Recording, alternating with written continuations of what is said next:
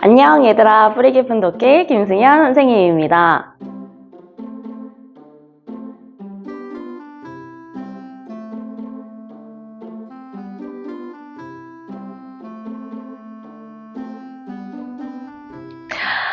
얘들아, 우리가 어느새 고전이라고 하는 이제 책을 읽은 지 벌써 2주가 지났습니다. 그래서 오늘은 이제 세 번째 책을 읽어볼 차례인데, 어떻게 보면 본격적으로 우리가 고전 문학, 그 중에서도 이제 소설에 접했다고 생각하시면 될 것 같아요. 그래서 이번에 읽을 내용은 좀 여러분들이 더 흥미를 가질 만한 아주 재밌는 이야기입니다. 바로 홍길동전입니다. 아마 여러분들이 이제 짧은 내용으로는 이미 읽어본 친구들이 있을 것 같거든요. 그래서 되게 흥미진진한 내용이야. 막 이제 도술도 막 부리고요. 그쵸? 이제 뭐 이미 뭐 이제 반쯤 읽은 친구도 있겠지만 뭐 막 나쁜 악당도 물리치고, 그래서 아마 제 생각에는 그때 당시에 엄청 인기가 많지 않았을까 뭐 이런 생각이 드는데요. 이 홍길동전을 다만 더더더 재밌게 읽으려면 여러분들이 미리 알아두면 좋을 게 있어. 그게 바로 조선의 신분제도입니다. 이제 거기 보면요, 막 아버지를 아버지라 부르지 못하고 형을 형이라 부르지 못하는 소인의 마음이 뭐 이런 이제 막 엄청 구구절절한 이제 홍길동의 마음이 드러나는 구절이 이제 나오거든요. 근데 이제 그런 내용이 왜 나오는 걸까 이해를 하면서 읽으면 더 재밌잖아요. 그래서 선생님이 오늘은 조선의 신분제도에 대해서 한번 설명을 해드리려고 합니다. 근데 이제 이미 우리 옛날에, 그러니까 한 근자감 22번째 이야기 즈음이었을 거야. 그러니까 조선의 신분제도를 선생님이 이미 정리해준 이제 적이 있거든요. 근자감 영상에서. 그래서 일단 혹시 기억이 안 나는 친구가 있을 수도 있고 또 처음 듣는 친구도 있을 수 있으니까 잠깐만 그때 그 영상을 보고 다시 돌아오도록 합시다. 자, 오늘은 이것과 관련해서 얘들아, 조선시대에 들어왔으니까 조선의 신분제도에 대해서 한번 좀 살펴볼 겁니다.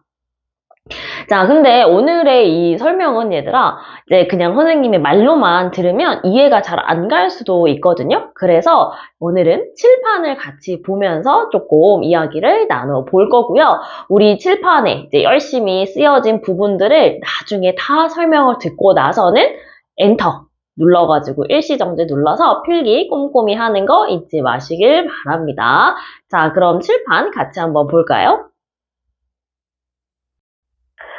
자, 얘들아, 우선 조선의 신분제도는요, 크게 두 가지 방식으로 설명을 좀 할 수가 있습니다. 일단 첫 번째는 우리 법적으로 이제 분류하는 거야.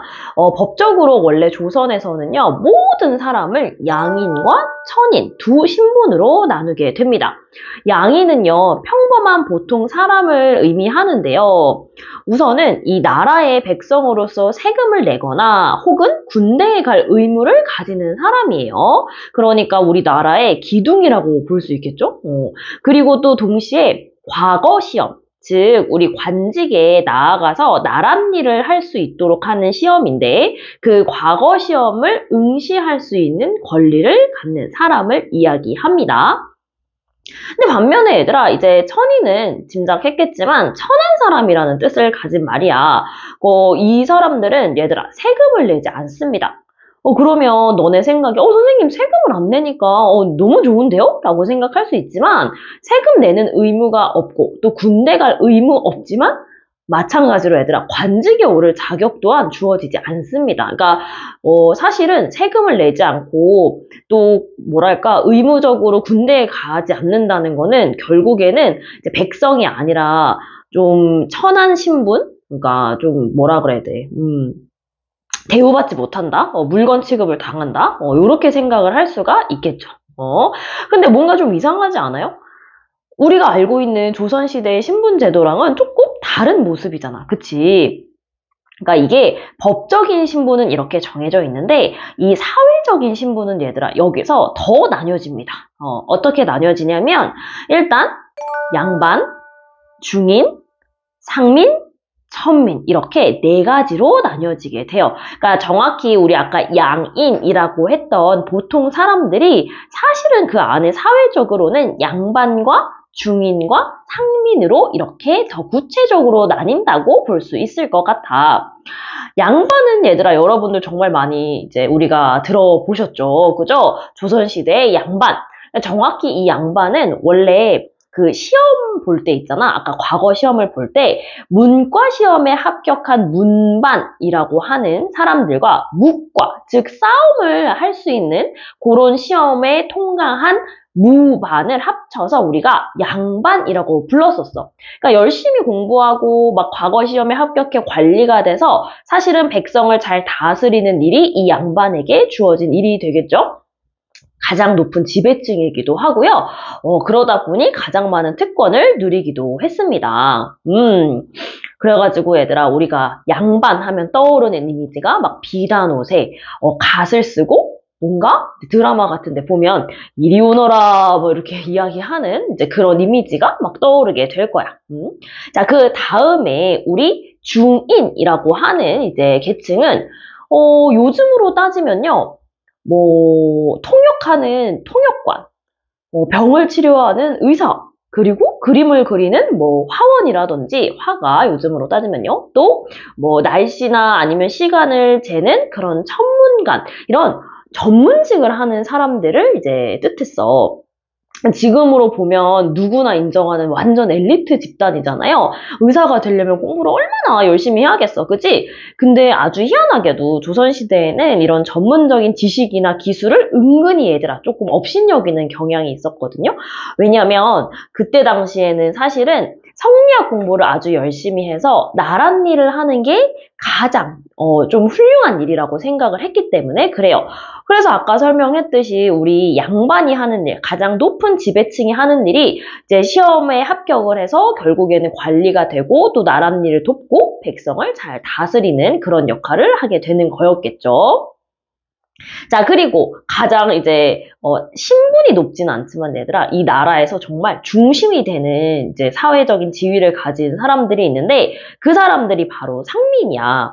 그러니까 실제로 얘들아 이 신분 중에서 가장 수가 많았던 게 상민이거든요. 그러니까 그 안엔 누가 들어있냐면 우리 농사를 짓는 농민도 있고요. 물건을 열심히 만들어 파는 수공업자도 있고요. 또 물건을 사고 파는 상인도 바로 이 상민에 속하게 됩니다.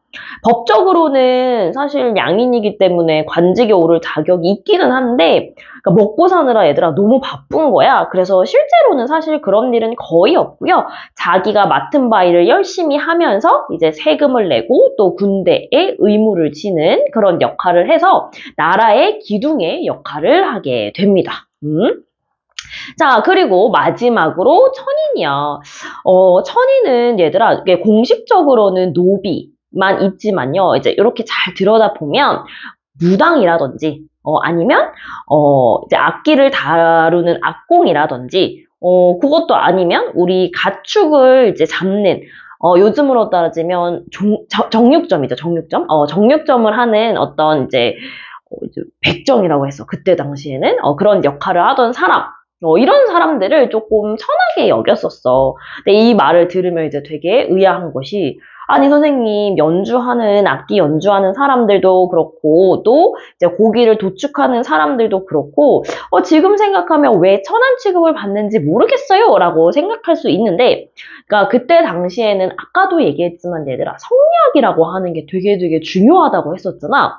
이제 그런 입장에서 보면 뭔가 생명을 굉장히 등한시한다고 생각이 드는 즉 생명을 이제 해친다고 생각이 드는 이제 백정의 역할이나 아니면 또 이제 점잖지 않게 막 이제 악기를 연주하고 뭔가 흥을 돋구는 일을 하는 악공이나 이런 사람들을 조금 천하게 여겼던 그런 생각들이 있었다.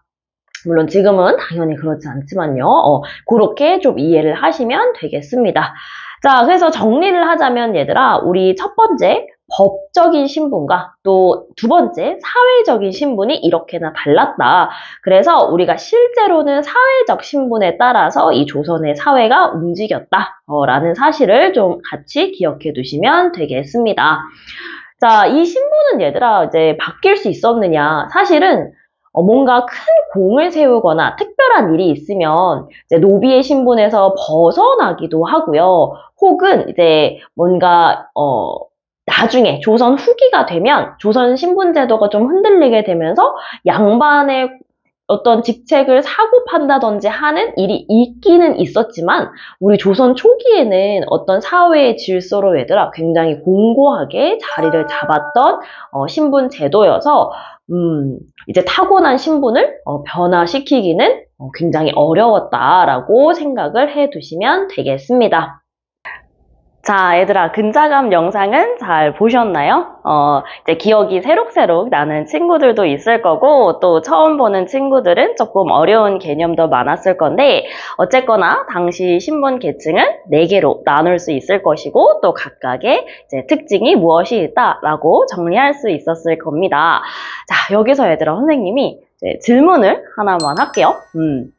양반은 누구랑 결혼을 했을까요? 그러니까 선생님, 당연히 양반 아니겠어요? 네, 그쵸. 그쵸. 사실 얘들아, 당연히 이 양반 계층은 양반하고 결혼을 했는데, 그리고 지금처럼 이제 뭐 한 명의 남편과 또 한 명의 아내, 요게 원칙이었을 거고, 그쵸? 근데 조금 더 우리가 이제 깊이 좀 들어가 보면, 당시 이 양반 계층들은요, 자신의 가문을 잇는 게 굉장히 중요했거든요. 그러다 보니까, 후사, 즉, 가문의 뒤를 이을 아들을 낳는 게 정말 중요했습니다. 그래서 이제 2번째 부인이나 3번째 부인을 들이는 경우가 종종 있었고, 그 2번째 부인이나 3번째 부인 같은 경우에는 신분 계급이 상민, 즉 평민이거나 아니면 천민인 경우가 있었습니다. 자, 조금 이제 지금 들으면 친구들이 아니 선생님 그거 너무 이제 이상한 일인 것 같아요. 바람인 것 같아요. 라고 이제 생각하실 수 있을 것 같아요. 하지만 조선시대잖아요. 지금의 기준과 맞춰서 생각을 하시면 안 됩니다. 어쨌든 그런 경우가 좀 있었는데 이렇게 2번째, 3번째 부인을 우리는 뭐라고 불렀냐면 첩이라고 불렀어요.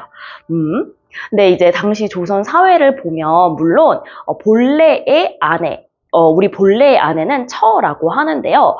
이 처에서 낳은 자식과 첩에서 낳은 자식을 똑같이 대우해주지는 않았습니다. 그런 차별이 좀 있었고, 특히 첩의 아들인 경우에는 우리가 조금 이제 자세하게 얘기하면 평민의 어머니 밑에서 낳은 첩의 자식은 서자라고 좀 불렀고요.